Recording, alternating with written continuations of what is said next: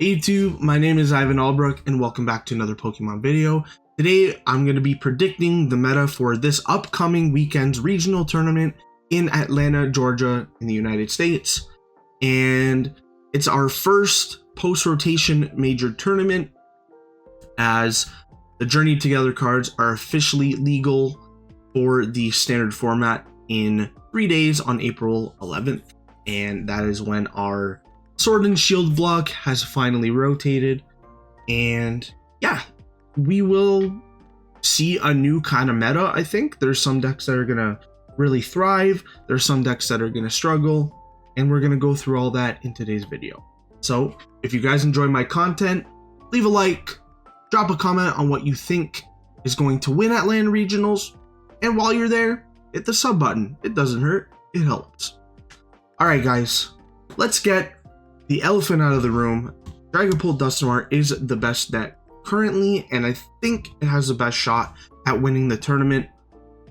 Through my experience over the last couple weeks playing the game, you know, on TCG Live, tournaments and such, Dragapult is so strong. I have lost so many comeback games against Dragapult, and it's just crazy how resilient the deck is. Like, you know, over rotation, it only lost a few cards. It lost Lance, it lost Rotom V, it lost Lumineon, and it lost Forest Shieldstone. It hasn't lost, like, anything, in my opinion. I think the deck is still as strong as ever, and I think the deck could definitely win Atlanta. I think it's probably the front runner to winning the entire tournament, in my opinion. With that being said, we might as well just throw the other version of Dragapult in A tier. This is without Dusknoir. I still think this deck is really good. And it also has a shot at winning Atlanta. So we're gonna throw Dragapult in A tier because I think the Dusknoir version is a little better. So we're just gonna keep it at that.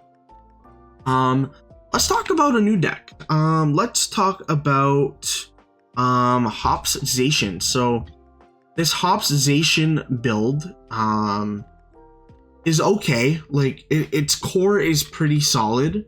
However, being able to attack with Zacian for only maybe like 120 and then 30, some decks aren't really going to be affected by that in a way. I think the deck is okay, as I think the Zacian spread version with Iron Valiant is better. I'm going to throw this deck in B tier.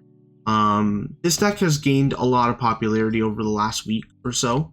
It came out of nowhere, and you know, being able to kill a lot of small Pokemon early game and then kind of, you know, be ahead of the prize race as you spread damage with the Valiants, and then once they KO your Zacian, you just attack with Cramorant and you're KOing most basic EXs.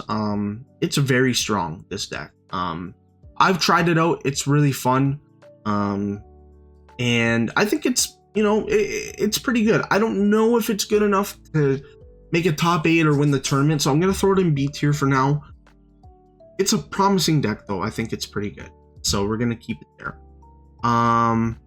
Let's talk about Terapagos. So this deck has actually seen a little bit more play over the last week or so. A lot of people are saying, like, why isn't Terapagos being played much? Like Terapagos with Bouffalant and all that jazz, like the trumpet version of the deck. This deck is actually pretty good in my opinion, and I think a lot of decks kind of deal poorly against the Bouffalant build. I think the Zacian build, the Zacian spread, will kind of struggle into this Bouffalant version, because at most you're doing 70 damage with Zacian, which is not a lot at all. Yeah, I think this deck is pretty good going into this tournament. I think it's in a good spot. We could see multiple, you know, top 32s, 64s, 16s. Might see one in top 8. I don't think the deck's gonna have a lot of players playing it. I think Dragapult will see the most representation, and other decks that I'm going to mention in a minute will probably see a little more play than this Terapagos deck. But yeah, I think the deck is really good, and I think it's well positioned to go on a deep run. Let's talk about Goldengo. I think this deck is probably B tier for now. Just the pure Goldengo list, not the Dragapult Goldengo, which we will get to in a minute. But this pure Goldengo version, you know, it lost out on Radiant Greninja, lost out on Pokestop, lost out on Roxanne, lost out on a few cards that make the deck a lot more consistent.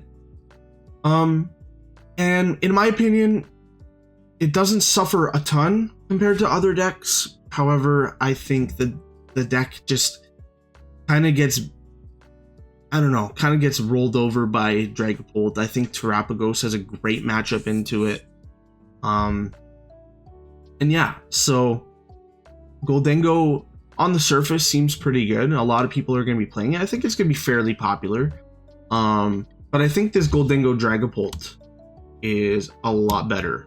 I think this deck is also well positioned to go on a deep run. Goldengo Dragapult, you can kind of play two decks at once in a way with this deck. You know, Goldengo, if you want to go against like Raging Bolt, you kind of just simply, you know, just go with the gimme goals, maybe set up a Drek Cloak in the background to draw some more cards and stuff like that. It's got a great Raging Bolt matchup in my opinion. So Goldengo Dragapult's pretty good.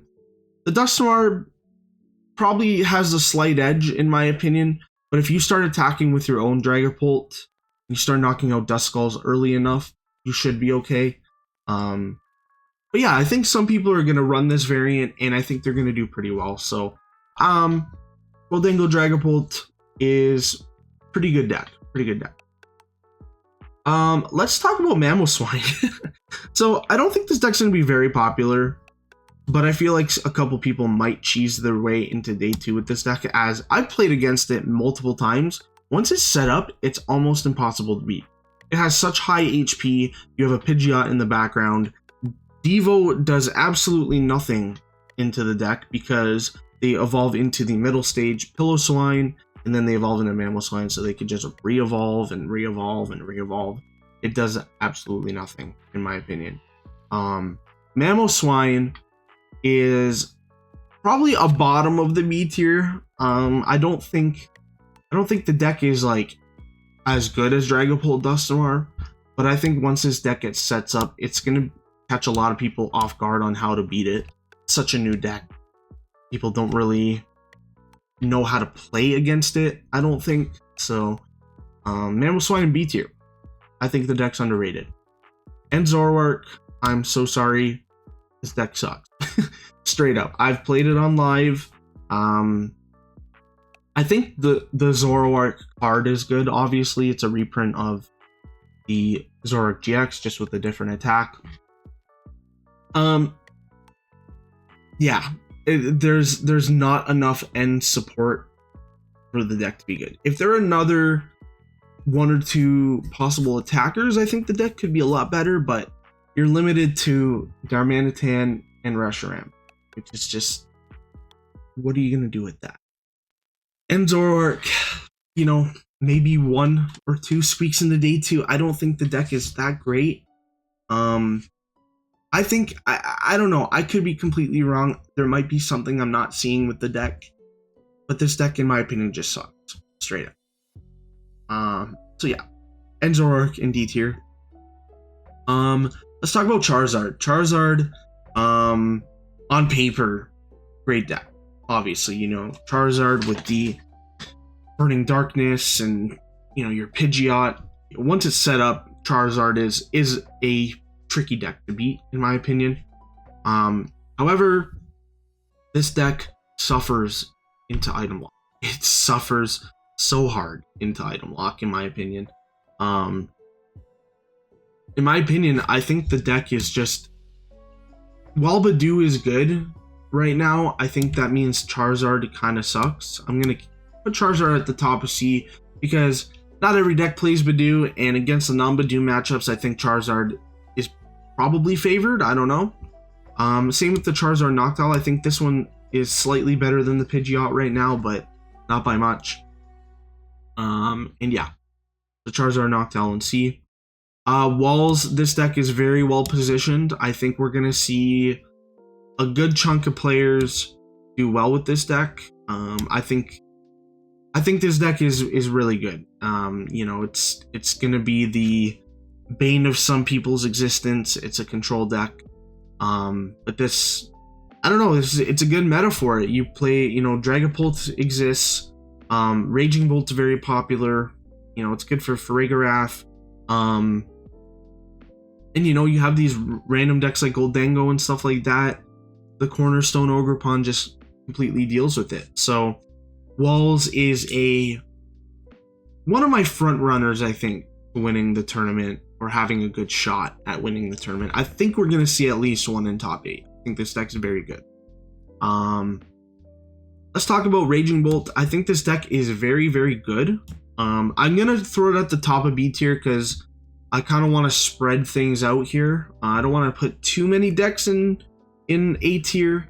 But I think Raging Bolt is as strong as it was before. It lost out on Greninja, and lost out on Pokestop. But there are builds that play the Noctowl, there are builds that don't play the Noctowl. I still think the deck is good. You know, Raging Bolt is Raging Bolt, you know? Good deck. Let's talk about Guardy. I think this deck has the biggest question mark out of them all for this weekend. I've played against Guardies online, where I just completely controlled the game by knocking out their Ralts and Kirlias. They can't do anything. And I play against Guardy players that have absolutely whooped my ass. I don't know what to say. The deck is... you flip a coin on whether it's good or not. For that reason, I'm throwing it at the very bottom of B tier. Actually, I think it's a little better than Mamoswine, maybe. Throwing it in B tier because I don't know. I don't want to put it too low in C tier or D tier and then be completely wrong and it wins a tournament or something. But I think the deck, it just has the biggest question mark on whether it's good or not. I really don't know. So we're going to keep it in B tier for now. Roaring Moon. This is almost as bad as Ends right now, in my opinion. You lost a ton at rotation. You lost Dark Patch. You lost Radiant Greninja. You lost Pokestop. You lost Forest Sealstone. Like, this deck is struggling right now. And decks like Dragapult will probably just obliterate Roaring Moon. So I don't know. I don't think the deck is as strong as it nearly was before. So it's going to be bottom of C tier.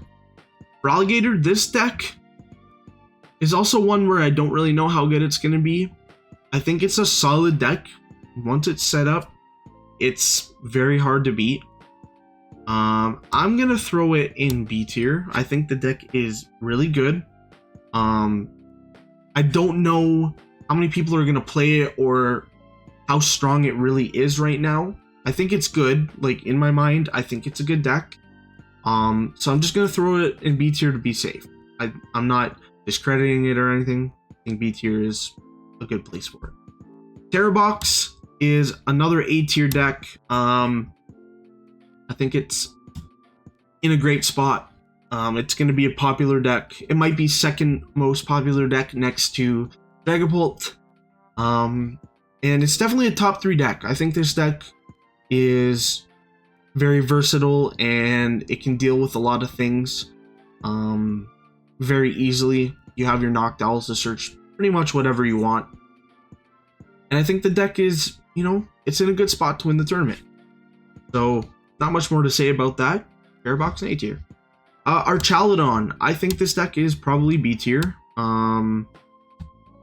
Whether it's the double variant or, you know, the Scizor variant, I think Archaludon is pretty solid. It's got good matchups into most of the meta. But I think this Poison Archaludon is probably going to sneak its way into the A tier because a lot of people might try to play it kind of like how Cloth was played. try to get those early donks and whatnot. So Poison or Chaladon, I think, is pretty good. It's probably like in between A and B tier for me. I'm throwing it at the bottom of A tier because I think some people are going to try to cheese their way with it. And yeah. And then I know there's a Terapagos deck down here. I don't know why that was in there, but we're just going to ignore that. Okay. Meta predictions. I don't know how many players are going to Atlanta. So I'm just going to take a shot in the dark with percentages. I'm going to say Dragapult Dusknoir is probably going to be 16. We're going to see other variants of Dragapult. Actually, this is going to be... I don't know how to really decipher between these two.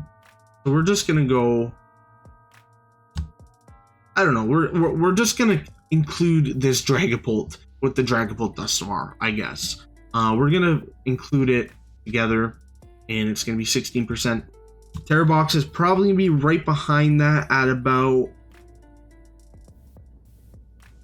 I'm going to say 13%. I think the deck is pretty popular. And I think it's good. So a lot of people are going to play it. Terapagos is not going to be nearly as popular. I think it's going to be maybe... let's say 6%. Probably. That's probably safe to say. Walls will probably be pretty low percentage-wise at maybe, I'm going to say 2%. Not a lot of people are going to play this, but I don't know. I might be wrong. Goldengo Dragapult will probably also be pretty low. I'm going to say maybe like 3% for this one. Poison Archaladon, I think we're going to see, again, probably 3%. Raging Bolt will probably be like, a 10% deck, I had to guess. Zacian Spread, probably like another, let's say 2% for this one. Froligator, probably another 2%. Archaladon with its variants will probably be like 8%. Goldengo, probably... I'm going to say 7 for Goldengo. Guardy will probably be like 4. Mamoswine, 1. Charizard... I don't know. Charizard, between both variants, I'd probably say like 3%. This includes the Pidgeot version. Opposition, 1%. Moon, 1%. Zoroark, probably 2%. So... I mean, I don't know if these are going to be nearly right, but I know for sure Dragapult's going to probably be the most popular deck, if not the second most popular deck, with Terrabox being the most popular. It's a flip-flop between the two.